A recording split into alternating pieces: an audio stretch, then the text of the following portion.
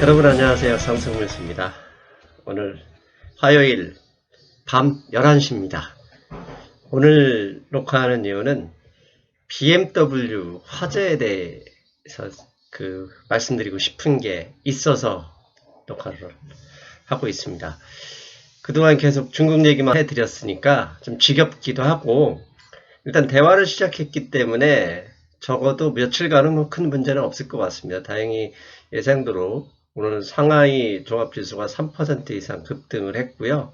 환율도 원달러 환율 1120원 밑으로 하향 돌파를 했습니다. 일단은 대화를 한다는 것만으로도, 협상을 중국이 원했다는 것만으로도 시장이 긍정적인 반응을 보이는 거죠. 근데 어제 방송에서 말씀드렸듯이요, 트럼프 대통령 드라마틱을 좋아하기 때문에 잘 될 것 같을 때는 결국 방향이 틀어질 수도 있다. 긴장의 끈을 놓치지 않으셔야 된다. 그 말씀 드립니다.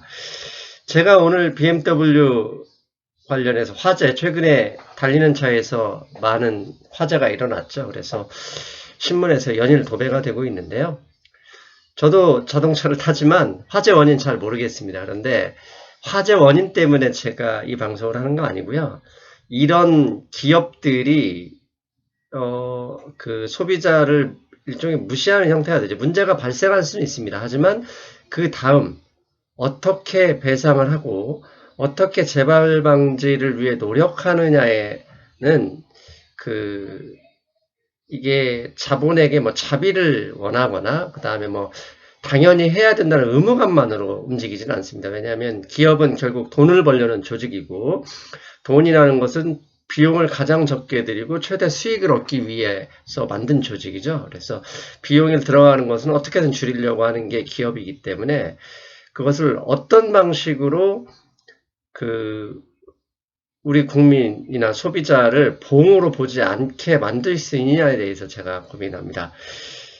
먼저 뉴스 최근에 신문 기사 제목을 보시면요, 디젤시나 태워버린 BMW 화재.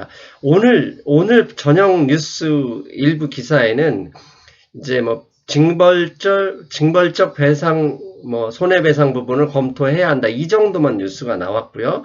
그전에는 밑에 폭스바겐, 작년에 연비 조작으로 큰 문제가 있었죠. 그런데 미국이나 독일에서는 어마어마한 배상을 물었지만 국내에서는 여기 기사대로 100만원 쿠폰이 전부였거든요. 즉 비단 이런 문제만이 아닙니다. 의료사고가 일어났어도 한국에서 의료사고를 많이 배상받았다는 얘기 제대로 뉴스 못 들어보셨을 거고, 불과 얼마 전에 삼성 휴대전화가 폭발했어도 그에 따라서 보상 제대로 받았다는 얘기 못 들었습니다. 그렇다면 도대체 왜 이런 소비자를 무시하는 듯한 기업의 행태가 나오는 것인지, 그 다음에 이걸 막으려면 어떤 조치가 필요한 것인지에 대해서 오늘 고민을 해보겠습니다. 두 번째, 지금 이게 조선일보에서요, BMW 화재라는 줄로 검색을 해봤습니다. 거의 대부분이 BMW 사태, 이런 얘기만 있습니다. 이걸 막기 위해서는 어떤 노력이 필요하다, 이런 내용은 거의 없습니다. 물론 조선일보에서 한 줄 정도는 적어 있습니다. 징벌적 손해배상 검토 추진 이런 정도의 단신 기사로 나왔고요. 도대체 징벌적 손해배상 제도가 무엇인지에 대해서는, 이게 어떤 효과를 줄 수 있는지에 대해서, 그동안 왜 한국에는 이런 제도가 없었느냐에 대해서는 아무런 언급이 없습니다. 그러니까 이 기사를 본 우리 뉴스 소비자의 입장에서는 징벌적 손해배상이 무슨 의미가 있는지 그냥 넘어가게 되고요. 그냥 BMW 나쁜 놈들, BMW 한국을 봉으로 하네, 기업들은 원래 그렇지 당하는 내가 문제지 이렇게 피해를 축소할 수도 있거든요. 그런데 그런 문제가 아니라는 것을 꼭 말씀드리고 싶습니다. 자, 이것을 말씀드릴 때 먼저 기본을 깔고 가야 될 거 있습니다. 여러분 은행에 있는 돈을요, 찾아가지고 꽁꽁 묶어서 땅속에 처박아놔도 그 돈을 내일 어디에 가 있냐면 수익이 높은 곳에 가 있어요. 이 얘기가 무슨 얘기냐, 자본의 목적은 오로지 수익입니다. 기업을 하는 이유, 자본가들이 기업을 하는 이유, 여러분이 장사를 하는 이유는 오로지 수익 때문에 그 일을 하고 있는 거예요. 그렇다면 어떤 일이 발생하더라도 그 기업에게 자비나 책임을 기다리는 것은 그럴 수가 없어요. 왜? 기본적으로 수익을 많이 벌리는 일을 항상 목적으로 하기 때문에 그렇습니다. 명리학에서 보면 재성이 인상을 극한다는 얘기가 있거든요. 재성이라는 건 돈에 대한 욕심, 돈에 대한 욕구 이런 거고요. 인성은 사람 인자가 아니라요. 인성, 명리학에서 인성은 뭐 원래 사람이 생각하는 길, 뭐 사람들이 그 인정하는 길, 그다음에 사람들이 하는 생각들, 그러니까 인지상정이라는 그런 표현이거든요. 이걸 극한다는 얘기예요. 즉 큰 부자가 되려면 사람이 처한 그 어려운 상황 봐주고 모든 다른 사람 배려하고 해서는 큰 부자가 될 수 없다는 얘기입니다. 그래서 세상에 몇백억 이상의 큰 부자는요, 기본적으로 다른 사람 상황 고려해 주는 사람 자체가 없다고 보시면 됩니다. 즉 이 얘기는 무슨 얘기냐? 자본에게 자비를 구하면 안 된다는 얘기입니다. 이런 얘기 하잖아요. 불과 얼마 전에 롯데, 몇 년 전이죠. 롯데마트가 착한 치킨, 어떻게 대기업이 치킨까지 파냐.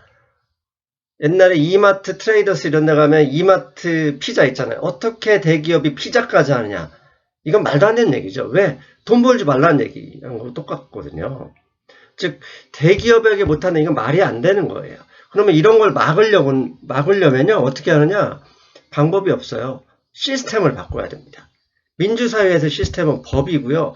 법으로서 나쁜 짓을 못하게 강제하지 않는 이상 기업은 비용이 효능보다 적을 경우 무조건 그 일을 하게 되어 있습니다. 그런데 이게 영미권 국가에서 대표적으로 기업이 나쁜 짓을 못하도록 막는 법이 뭐냐면 징벌적 손해배상 제도입니다. 물론 우리나라에도 기업이 잘못해서 손해배상을 끼칠 때 이게 법으로 정해져 있습니다. 그래서 한국의 손해배상 제도를 보면요, 민법의 손해배상법으로 되어 있어서요, 금전배상주의 원칙입니다. 즉 피해본 만큼만 기업이 보상해 줄 수 있도록 했고요. 최근에는 제조물 책임법에 의해서 손해 입은 금액이 최대 3배까지 배상을 해줄 수 있게 되어 있습니다. 그런데 이 법조차도 개인들이 이걸 가지고 이용하기가 쉽지가 않습니다. 왜냐하면 밑에 제가 약 4가지 정도 이유를 댔는데요. 앞에서 말씀드린 아무리 커봤자 크게 3배까지만 배상을 해줄 수 있는 게 기업의 책임이고요. 두 번째, 소송에 참여한 사람만이 기업으로부터 손해배상을 받을 수 있습니다. 그런데 해외는 어떻게 하냐? 누가 해서 소송을 했든 만약에 그 소송에 이기면 소송에 참가하지 않은 다른 피해자들도 한꺼번에 다 구제받을 수 있도록 되어 있어요. 완전히 다르죠. 그다음에 세 번째는 기업에게 무지하게 유리하게 되어 있는데, 이유가 뭐냐면 피해를 내가 이 기업의 제품에 의해서 입었다는 걸 내가 증명하는 책임이 있어요. 말이 안 되죠. 개인이 이걸 어떻게 증명합니까? 내가 이런 피해를 입었다 그러면 대기업이 그 피해를 입지 않았던 걸 증명하는 게 아니라 개인이 내가 피해를 입었다는 것을 증명해야 되기 때문에 싸움이 어렵습니다. 그리고 이것조차도 구체적인, 이번 BMW도 큰 배상이 할 수가 없는 게 구체적으로 사람이 다쳤거나 피해를 입은 게 없으면 기업의 책임이 무지하게 제한됩니다. 이러다 보니 기업이, 우리나라 같은 경우는 그런 경우 많이 있지 않습니까? 불량식품 자주 나오고, 미국 산소를 한우로 속여 팔고, 이런 얘기해도 기업이 망하진 않습니다. 왜?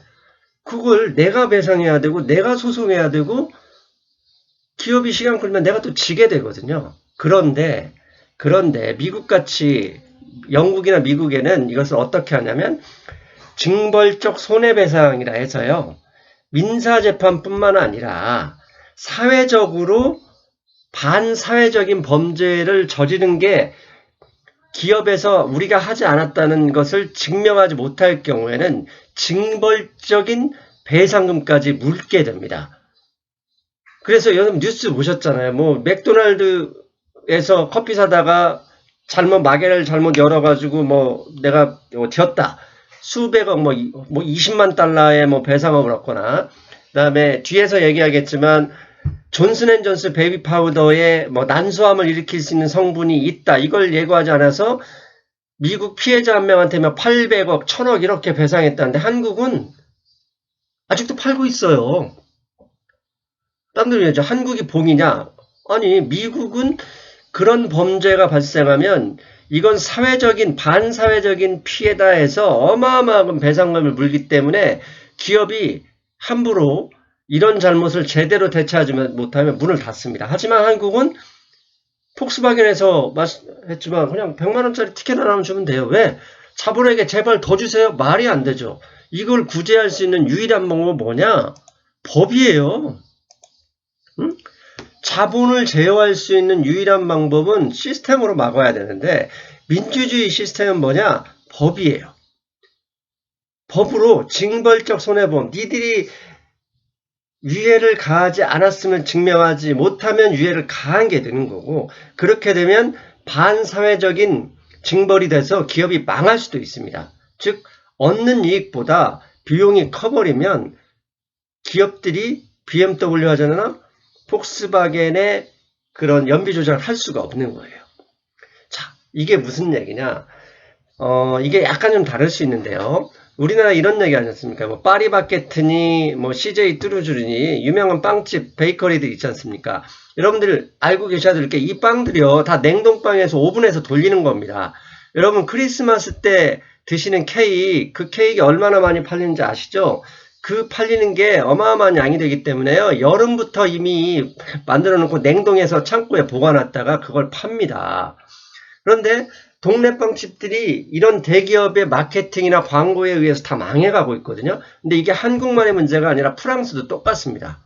근데 프랑스는 이걸 어떻게 시스템으로 동네 빵집을 보호하고 있냐면요. 파티세리나 베이커리 이런 측면이 있잖아요. 베이커리란 이 제목을 쓸 수 있는 업체와 파티세리라는 간판을 쓸 수 있는 업체가 달라져 있어요. 즉 이게 무슨 얘기? 쉽게 얘기하면 한국의 경우는 만약에 제과점 이렇게 쓰려고 그러면 직접 내가 만들어서 발효를 시키는 사람만 제과점이라는 그 간판을 쓸 수 있게 돼 있고요. 그다음에 이런 파리바게트나 이런 거 냉동빵으로 해서 오븐만 돌려서 내는 거 이런 것들은 냉동빵집이라는 간판을 달아야 된다는 얘기예요.